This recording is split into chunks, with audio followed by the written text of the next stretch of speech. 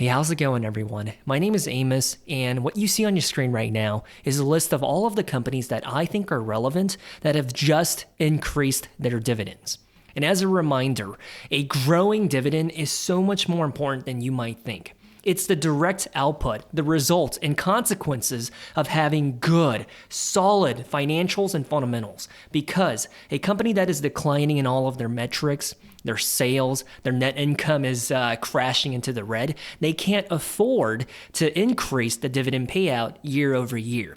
So what you see are companies that are increasing their dividend payouts. It makes me really happy because I'm a dividend growth investor at the end of the day. I don't prioritize high-paying dividend yields for that income, that stability that's constant, but rather I prioritize and focus on compounders that are growing double digits in their revenue, free cash flow, net income, and consequently, they're also able to grow their dividend payout at double-digit rates.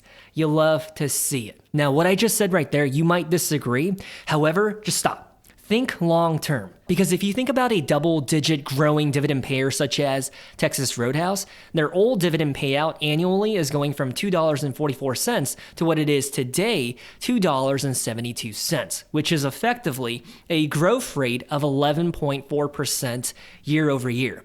For me, I think that is absolutely delicious, and I'll explain why. In my opinion, I would rather take that any day of the week over a company that has a very high dividend yield right now. Let's go ahead and assume it's like 4%, but they're growing it at a rate of like 0.5 or even 1%. That's not as good for me as a dividend growth investor. Because when you think about it, Texas Roadhouse, over time, my yield on cost is going to be a lot bigger, and it will allow my money to compound faster, bigger, stronger. All that to say, dividend growth fuels real wealth. That is what should be more important in your priority if you are under the age of 55. Unless, of course, you plan on retiring very soon, regardless of what age bracket you are in. But if you are still in your working years, the dividend growth rate should take priority over a high dividend yield, especially if that company does not grow it at a high rate. So the higher the dividend growth rate, the stronger the fundamentals need to be. A weak company might be able to maintain their dividend payout and their yield right now, but they cannot increase it without having the financial strength to back it up, the numbers and the cash flow. Now, of course, what I just said goes right out the window if you don't have a long-term horizon of like 10 to 15 years, because your yield on cost will not have a chance to catch up to and surpass the high dividend yield payer right now that's growing it at a very small rate. So some stuff to take into consideration and think about. And the companies that I personally have in my portfolio, they're highlighted in orange. When we talk about Texas Roadhouse, absolutely yes, delicious, 11% growth year over year. There's PepsiCo. I've been dollar cost averaging into them for the past month and a half, and hopefully it works out because I think they're a very high quality business that is currently experiencing someone pinching their nipples really hard, a temporary setback, the consumers pulling back on their spending on junk food, but eventually I think things will be the way they always have been. They're going to continue eating chips and soda.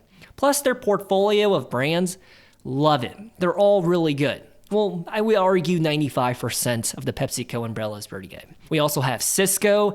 This one I don't have the highest conviction of, but I did buy into them when they were at their absolute lowest prices, and they are a legacy tech company that has a very high economic moat in the terms of a switching cost.